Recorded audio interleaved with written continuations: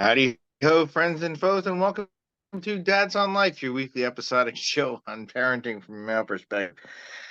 I'm your host, Jay Miles, and with me, as always, are my moron friends, Keith Bogan. Who are you anyway? Fucking, this is going to be a train wreck. Dickhead.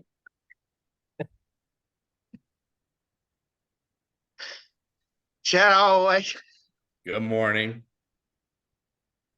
and Dave Dusenberry. I resemble that remark.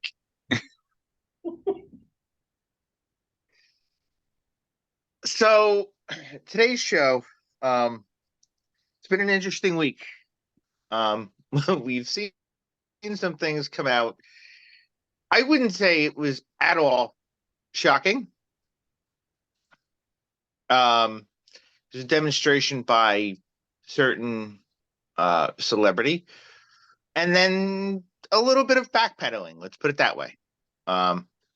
Basically, for lack of better description, we all know Kid Rock's demonstration about Bud Light a couple months ago, about 3 months ago, beginning of April. He was pictured with a Bud Light can in his hand. Now there was belief that the picture was old. No, the picture was taken Thursday night.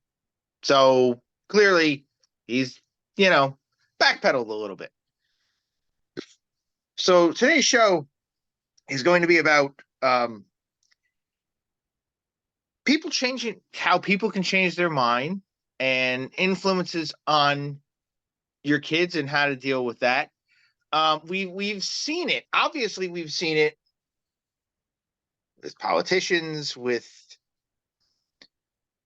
celebrities, because for better description, there's times when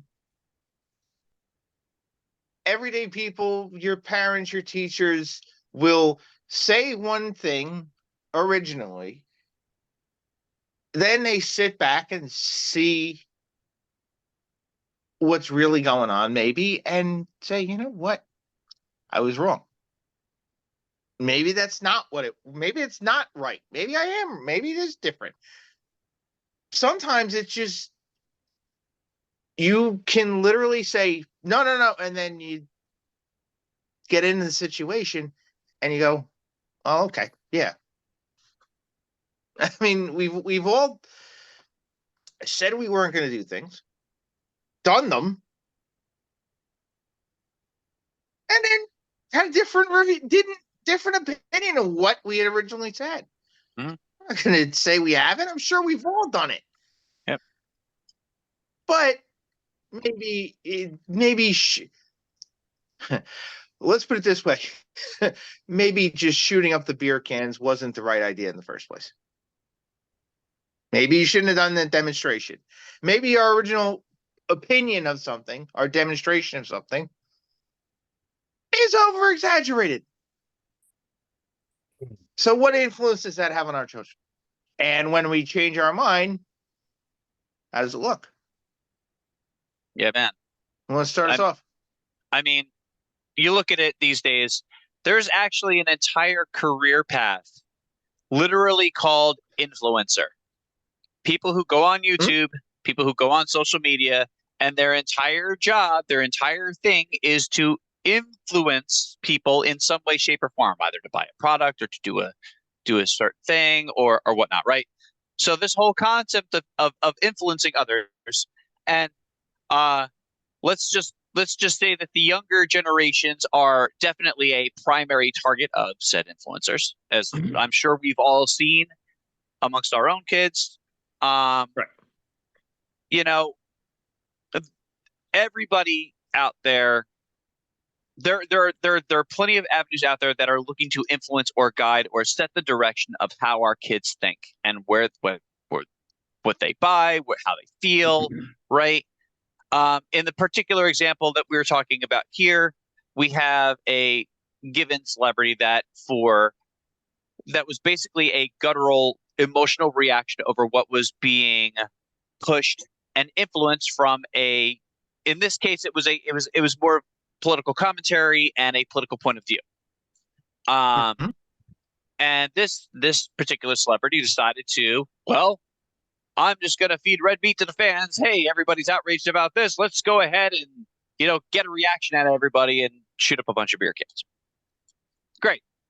And hey, to his credit, it worked.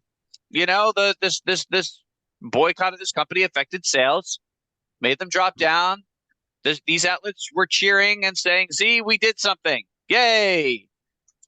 And, 3 months later, it's no longer the hot button item of the day, and said celebrity is now imbibing in a drink that he preferred to shoot up with a gun earlier on. Bottom line, it's done for attention, in my opinion. And with our kids, when you do things just for attention, and then later on you have to walk them, you walk them back, even subconsciously, in said celebrity's case. How do you explain that? Because that is a big contradiction in their eyes. That could be seen as contradictory. And when you're trying to establish a guideline, being contradictory it's uncomfortable. It is. I try to teach my kids that it's okay to change your mind, especially when you get new information that's better than what you know. Always keep your minds open for sources of information and people and things that are more versed on a given topic than you are. Don't think that you know everything. Understand that everybody has a given agenda, but if somebody has factual stuff that's better than what you got, take it into consideration. And even if it changes your mind on something, that's okay.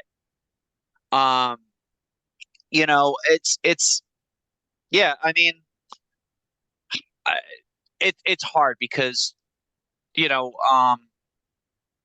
emotional reactions are all over the place, and kids especially are very, very prone to it.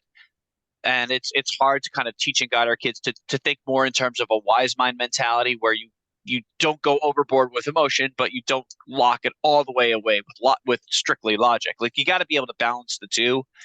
And, young people, that's not so easy, especially with where they're at in life. I think I would add, to give a rose-colored look at the society, Dave, because I don't think that Kid Rock ever emotionally reacted to the situation at all. Oh, I think it was totally planned. I was going to say, I think his publicist said, "Go shoot some cans and keep drinking your Bud Light." Yeah. It's as simple as that. I don't think he ever stopped. I think he just happened to have gotten photographed on Thursday night. But Yeah. But that was And Nash, everything else in Hollywood, publicity stunt. Yeah. I mean, emotional reaction, meaning that particular act was scripted to generate an emotional response based on what was being pushed at the time amongst the circles that he populates. yeah, and what I read too was that they never stopped serving Bud Light at his bar. Yeah. In Nashville.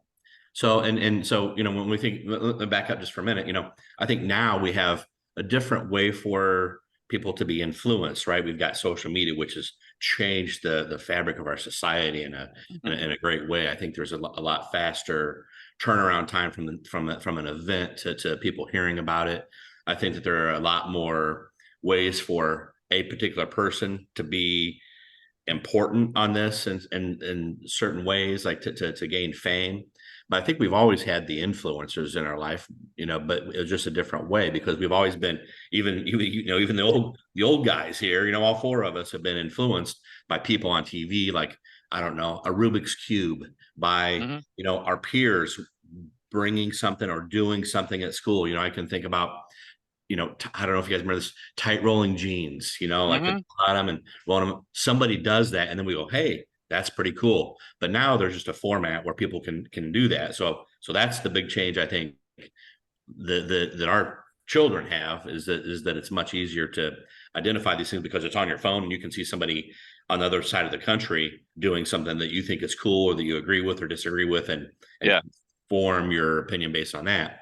So, when we talk about, my next point is, if we talk about actors and politicians, I agree with Keith. It's publicity. There, what do they say in showbiz is, like, there's no such thing as bad publicity. So Kid Rocks blows up a bunch of cans of Bud Light, gets 1 million views, right? Or however many, it's a ton of views. Now he shows up and he's got a can of Bud Light in his hand. He gets a ton of views, right? But still, everybody's talking about Kid Rock. We're talking about Kid Rock today. So I mean, it's that publicity about keeping their name and relevant and in people's mouths, right? So, and then on the other hand, we got politicians, and basically it's the same thing, but they just pander to the people. I mean, so many politicians, like we've talked about in the past, have changed their mind from one side to the other based on what they think is going to win an election, or as one of my professors in college said, earn political units of credit, right? Votes. So, it's nothing new, and people do it for a variety of reasons, but a lot of times kind of truth and opinion have less of an importance to do it more than their motivation to accomplish something. Now what I think, Keith and Dave had mentioned earlier was like, if you have a boss who changes their mind on something, that's much more relevant, I think, to our children. But what does that mean? I mean, on the one hand, maybe, as Dave was saying earlier, they've taken in more facts and they've changed their opinion based on some sort of scientific, or maybe some sort of input that has convinced them that they were incorrect, which people do that all the time, right? It's the times when it's kind of willy-nilly, or it's anti against the morals of our children, that it becomes really difficult and they have to do something. But I think that's kind of my assessment of how this stuff emanates and gets into the lives of our children. And the thing that I remember from actually used to work on a suicide prevention hotline, and they always said, in our training, it was very clear. They said, if you have an adult, you go through these steps. He said, do you have the thing? What is your plan? And adults are very logical, and they have the steps, and now I'm going to shoot myself. Now I've got the gun, I've got the bullets. Oh, the gun isn't here though. It's at somebody else's house. That's a lower risk. But kids, they say, if it's a teenager up to like 21 or 22 years old, you don't mess with that, because they're so impulsive to just do something like that, right? So that's that forming of the opinion kind of immediately, without gathering the data, without thinking through, without being influenced by others. So that's what we have to really be careful of, I think, is that kind of jumping to conclusions, if you will. Yeah, I am more worried. There's Awesome. Go ahead, Jason. Go ahead. No, go ahead. I have to look something up. Go ahead. I was thinking about your kids in particular with this subject, because the older you get, the more you have the ability to form opinions and recognize subterfuge and bullshit when it happens. Politicians aside, who will jump from one side of the aisle to the other, just whatever fits their party's needs. That's one thing, we recognize that easily. But we also, as adults, we have the capacity to say, okay, our boss is full of crap. They told us to do one thing yesterday, now they're telling us to do the exact opposite now. And we can sort of rationalize that as, either stupidity or poor leadership, but we can categorize it and we understand where it's coming from, even if we're frustrated. The people I'm worried about the most, the younger you are, is the ones I'm worried about the most. And, Jason's girls are the most impressionable because they're the youngest in this group. It's got to be harder. And I'm looking forward to Jason's thoughts. It's got to be harder to guide and explain to Jason, what are they now? 40 and 37? No, I'm sorry. They're 12 and 9, I think, something like that. 13. Yeah. 12 and 9. They're still at an incredibly impressionable age, and they still have trouble, with all apologies to them, distinguishing right from wrong and truth from lie and things like that. So there's in some ways, I'm very glad that I'm past that, where my kids are 24 and 21 and they can form their own opinions and they can do their own research and they know where to go to look it up to do that research. Although I cringed a little while ago, and Dave, when you said you read a certain law and you could understand where they were going with it. HB 1557 is what we were talking about.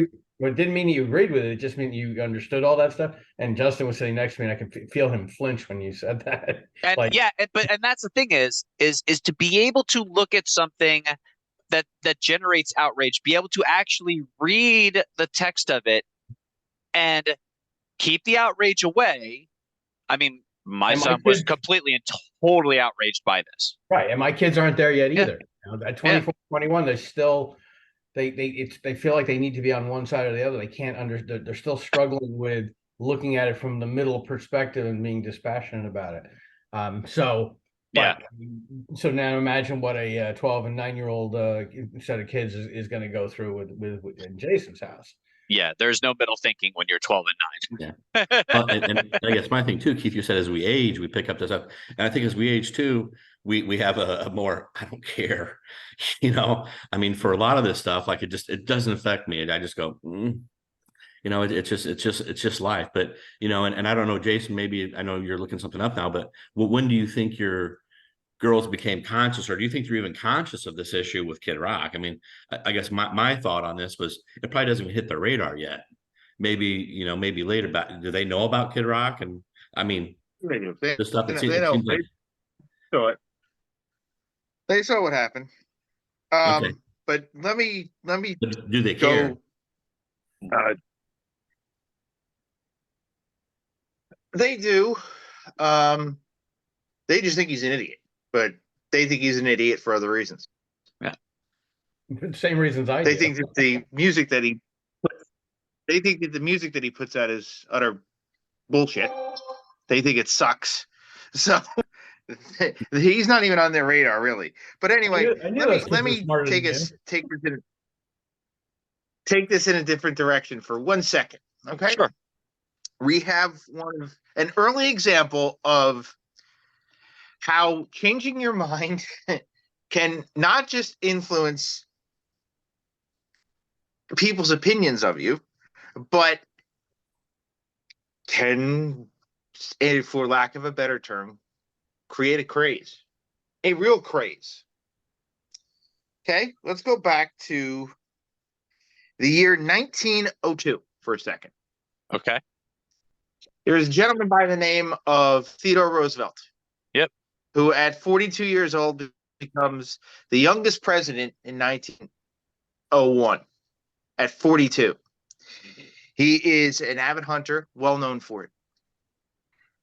In 1902, there's a land dispute between Mississippi and I believe Louisiana. So it's a swampy land area that Roosevelt decides he's going to go explore, and being the avid hunter, is going to bag an American bear. He takes Holt Collier, who's a well-known tracker at the time, out hunting with him. They spend several days wandering around this forest, swamp, and they can't find anything. Well, Holt goes out for a walk for a second and finds a very tired bear that's lost, malnourished, not looking so great. And he throws a rope around its neck. He leads the bear out in front of Roosevelt. Roosevelt puts up his gun, looks at the bear, and puts his gun down. Nope, Holt, I can't do it. So Holt lets the bear go. The story gets out of how great a humanitarian at the time, as for this Teddy Roosevelt, was. Well, a cartoon comes out of Roosevelt, the bear, and Holt Collier. It's an animation, and it sweeps the nation. And, Roosevelt is looked at in a different light for this. He's looked at a compassionate human being. Now, Morris Mitchum is the one man who made the drawing. Now, a candy company in Brooklyn gets an idea of sewing together. It's a German company. And a couple weeks later, the Richard Steiff company sews together a black fabric in the shape of a bear, and stuffs it and puts it out for presentation in their store window. What do they call it? Called it a teddy bear. Teddy bear. Yep. The teddy bear was invented, a national craze, which is still going today on a whim because Teddy Roosevelt let a bear go. The great hunter decided not to make the kill. And here we are, 121 years later, and teddy bear is one of those popular selling child toys. Of course, there's other variations of that, but it's all based off of the teddy bear. So you can sit here and say, is there going to be a stuffed Kid Rock holding a beer can? No. But actually, there probably is. Well, there's cartoons already, so. But it's just, the mouthwash wishing to the other side of the mouth.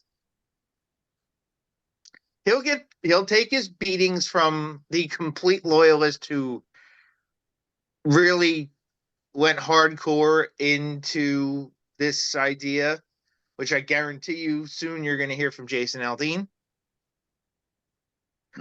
who was the flavor of the week a couple weeks ago. And we'll now going from number one, we'll go down as one of the biggest falls in music history, from number one to pretty much probably out of the top 100 within 3 weeks. So it's just a flavor of the month thing. Yeah, Bud Light took a hit, but guess what? They're going to come back. It ain't going anywhere. You're not going to get rid of a brand just like that. Not happening. Unless you're Elon Musk and Twitter. So, what's that? I said unless you're Elon Musk and Twitter. Well, if he sold Twitter, if he sold X, it would come back in a heartbeat. I don't get that. I don't get that name change. He's been wanting to do something called X for like 20 something years. Right. He owns something else that was big that he tried to call X a long time ago and it failed. So yeah, I forget what it was, but it was a very well known product. But he already has SpaceX, right? Now he just has X. But I saw where Billy Bush, one of the members of the Anheuser-Busch families, wants to buy back the company, and apparently they've got the money to do it because it's been devalued enough. Now he's like, we can rebuild it. You could probably buy it for like $1 billion or $2 billion at this point because it's been so wrecked. Yeah. That's not gonna happen. InBev's not selling it.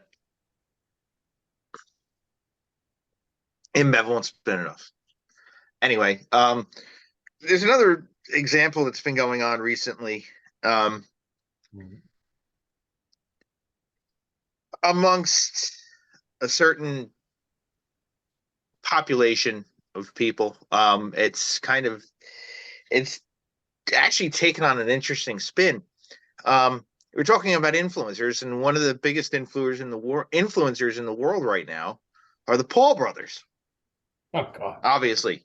Oh God! Logan and Jake Paul. Now, Jake Paul has, despite not actually fighting anybody except for Tyson Fury's brother, who he lost to, making a pretty lucrative career of boxing. Now, there's an interesting take here that if his brother, and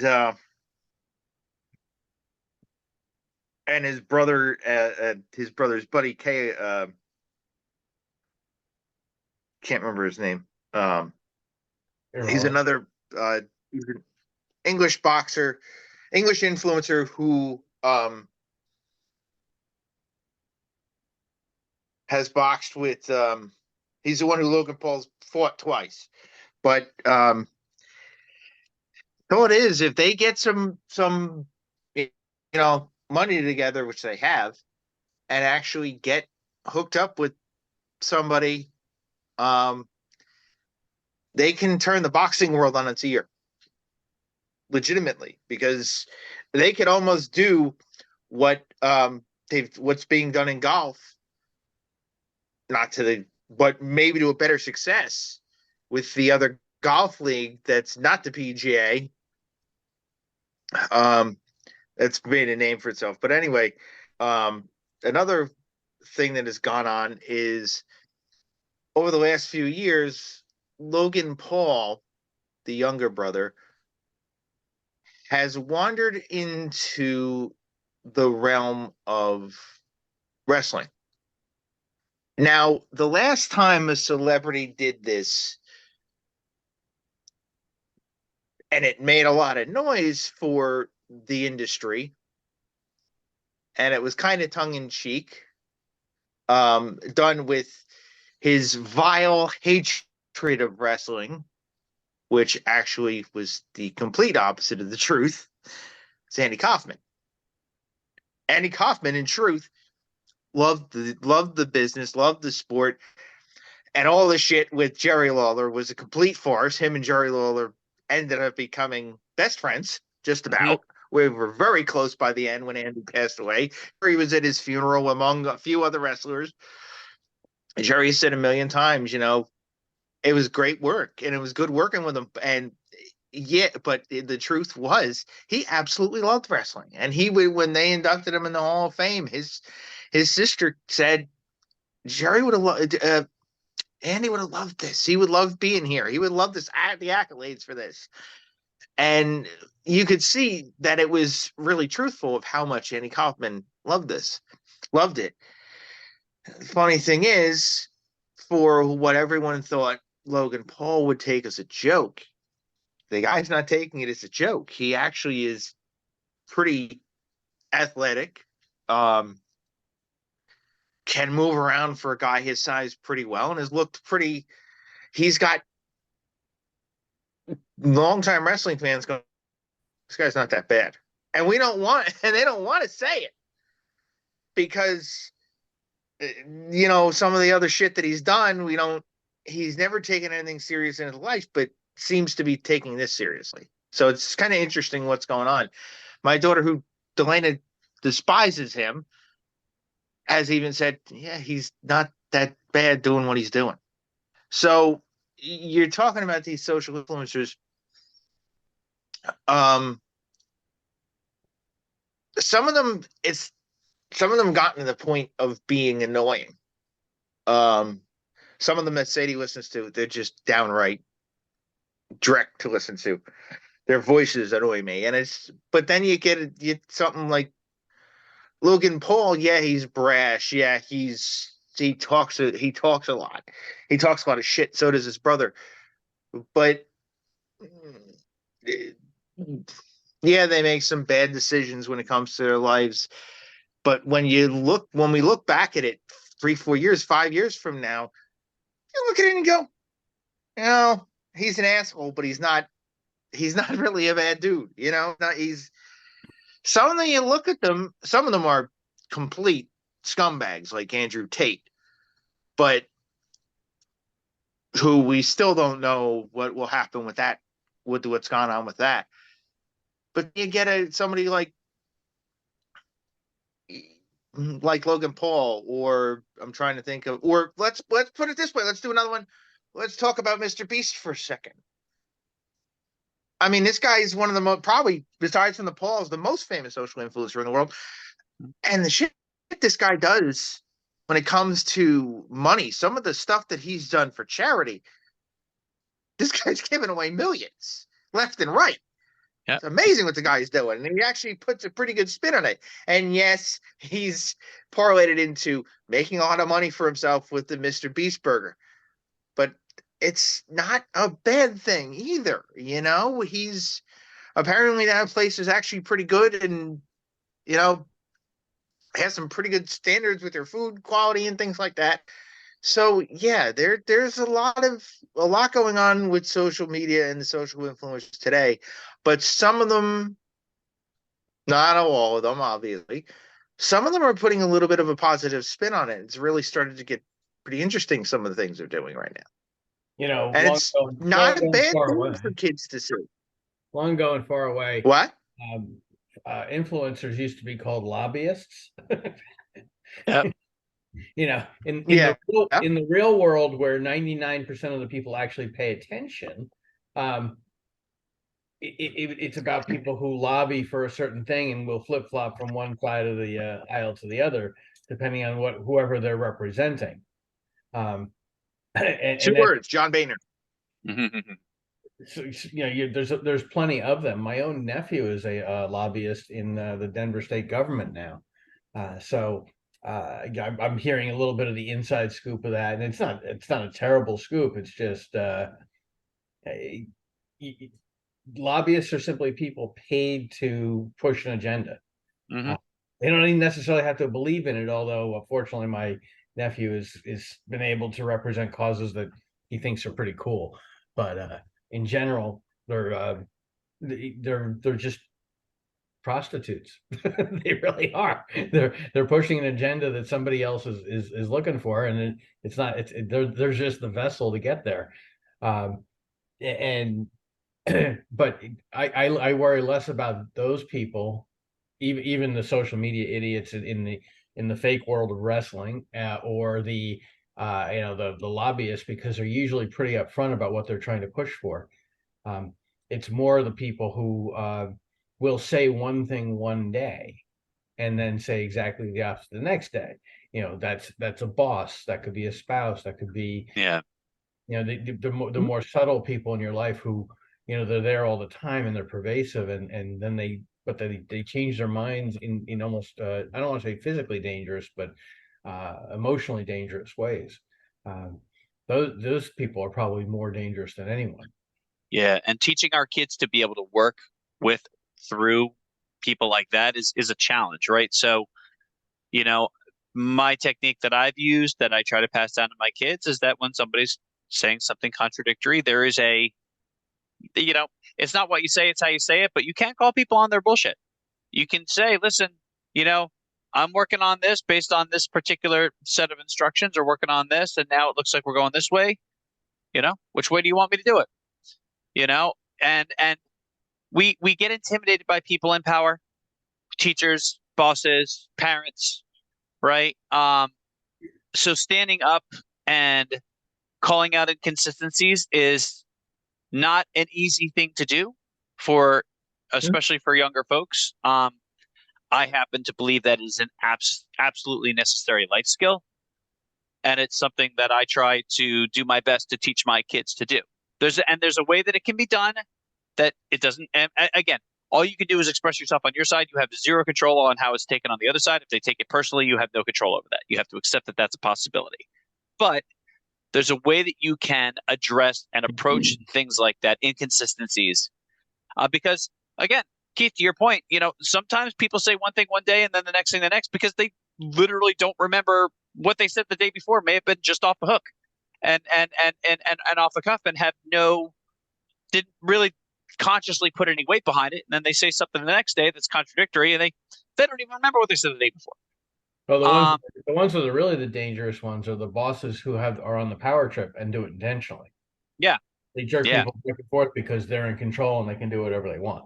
Yep. Yeah. And dealing with those folks, and that there are going to be people like that in my kids' lives.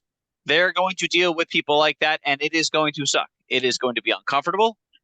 It is going to leave you questioning what you want to do.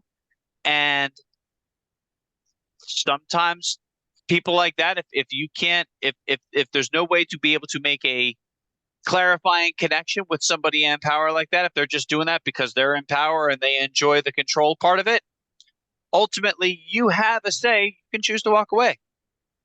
And sometimes that's necessary. You can. I mean, I debate with everybody. I love debating with people, especially people that think differently than me.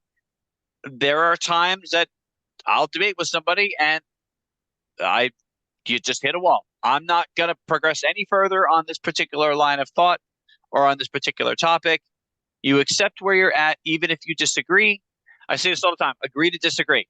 and just walk away and be like, okay, I understand where you stand. I don't necessarily agree with it. And that's it. And you just kind of leave it be.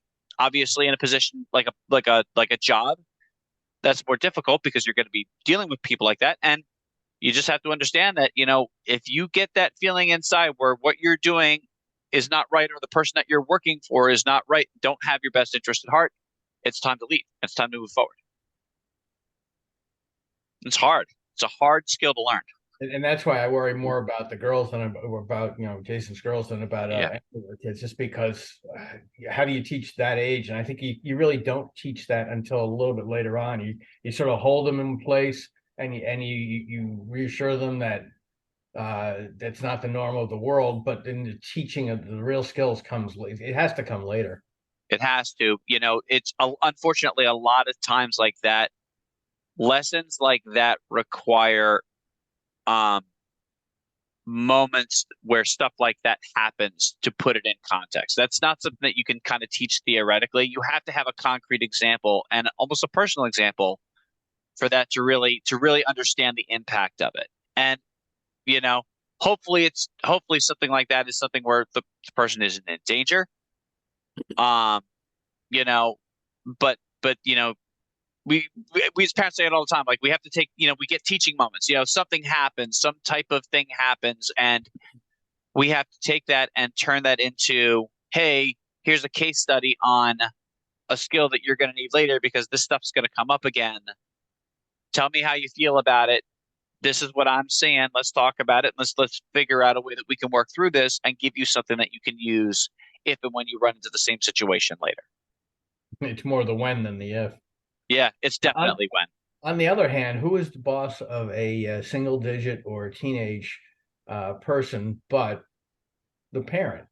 Yeah, and how that's often true. how often do you hear from the kid, that's not what you said yesterday, and then the parent's response is, just do it anyway because I said so. Yeah. It's funny because with my kids, I actively tell them, and have for years, that if I'm wrong, don't be afraid to tell me I'm wrong. Because I screw up too. I make mistakes too. If I say something that you don't agree with, tell me that you don't agree with me and tell me why. And let's talk about it. I am different from my from the other parent in terms of my kids on that front. I do not rule by fiat in my house. I rule by debate, and I rule by example. Yep, and consensus too. And consensus, yeah. Having to do things that you don't necessarily agree with or understand fully is difficult. Like, I don't like the idea of my kids just acting because somebody tells them to do something. That's mindless. You have to know what you're doing and why. And if you don't understand, be willing to ask and get clarification on it. Absolutely. That's the way I raised Frankie too. Even when he was very young, before he was speaking, I would talk to him and I would be like, hey, buddy. And, sometimes I would felt like I got through and sometimes it didn't, but he kind of just like transitioned into young adulthood, it seemed like, because he just kind of got things, but he was very reasonable, very rational. But I would explain things to him about, you need to do this because, and I always had, and then if he had questions, I'd be like, you understand why? And, oh yeah. And later on. So now he's very, very much like that as well, kind of rational thinking. And he's not an excitable kid. He doesn't get excited. People can pull some pretty crazy shenanigans, but he's pretty laid back, and he's thoughtful and thinks about it before acting, so I think it's one thing I've seen that worked well. What Jason was talking about with the polls, I think it makes a lot of sense.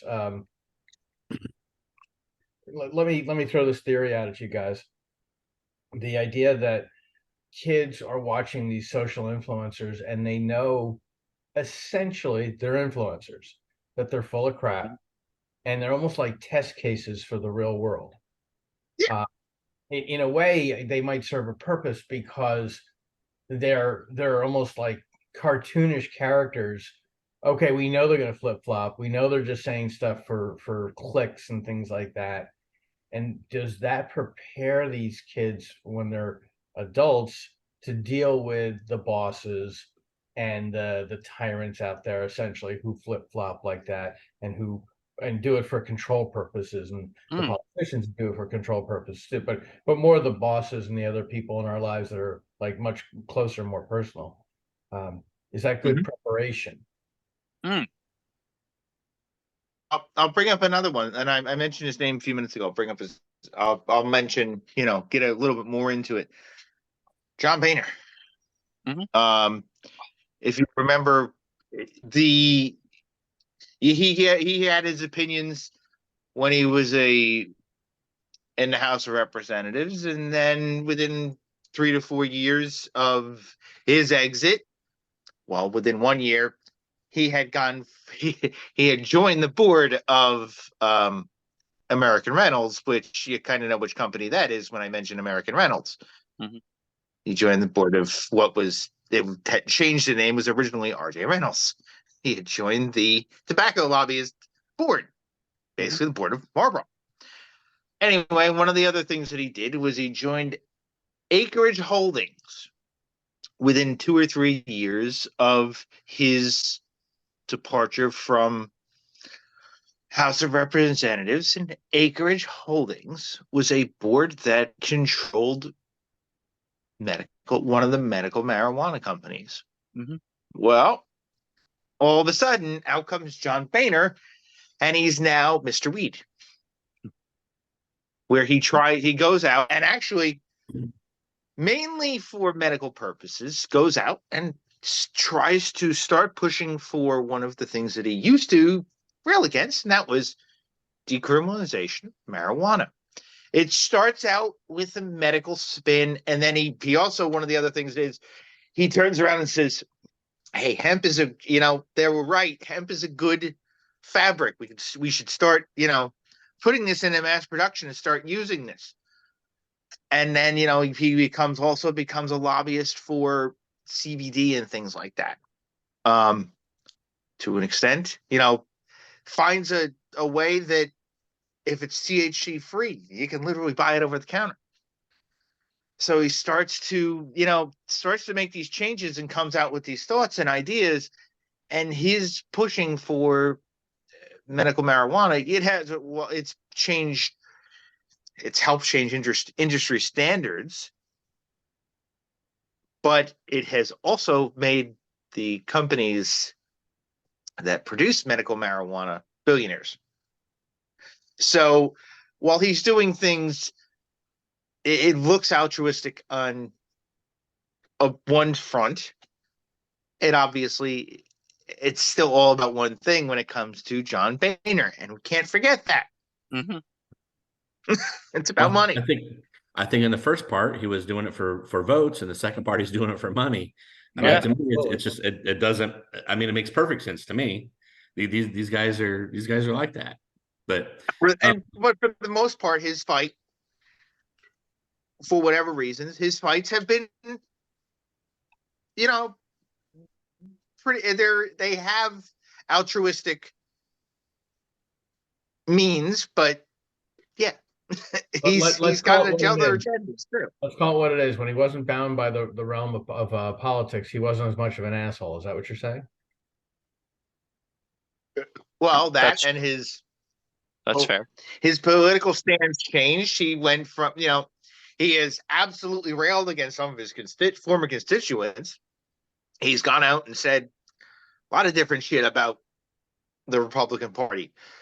He obviously still has his Republican tendencies, but he's been highly critical of, which led to Mitt Romney's deciding to run for senator, of his political beliefs, especially about a certain former president. Which is part of, basically, he just kind of said, fuck you. I don't like you. I'm going to go out and try to go against some of your shit and run for senator, who can blame Mitt Romney for wanting to put out his opinions? Doesn't make him any less than an asshole, but yeah. And I think it might actually reveal that he was bound by political requirements when he was in office, and now he's a much more genuine person. Not that I like all of what he does, but he's not as much of a dick as he was before. Mitt Romney, we all know Mitt Romney shot himself in the foot in the 2012 election. Yeah. By making the comments about New Jersey. He shot himself in the foot big time at that point. Yeah. It was a I bad mean, idea, bad move. You don't make those comments at that point when an entire region's going through what they're going through. Yeah. It shot him in the foot. He saw the error, kind of saw the errors of his way and decided to go do something else after that. But whatever his means and decisions, I mean, John Boehner, it's kind of put a positive spin a little bit on him post presidency. I mean, there's a lot of people you can say there's been different spins once they're out of office. They kind of look a lot different than they did when they were in office. yeah. I mean, one of the big challenges that we have as parents is, we want to be able to pass morals, values, and principles down to our kids, right? We need to give them a kind of a base level of those three things, right? And I believe all of them are important. All of them help fundamentally form who and what we are as individuals. As we grow up, we naturally want to align with those that have similar morals, values, and principles, right? It's an area of comfort. It's an area of familiarity. The challenge becomes when we discover that somebody else's that we view as morals, values, and principles ends up just being selling points, or becomes disingenuous in some way, shape, or form through a contradictory stance. That's confusing.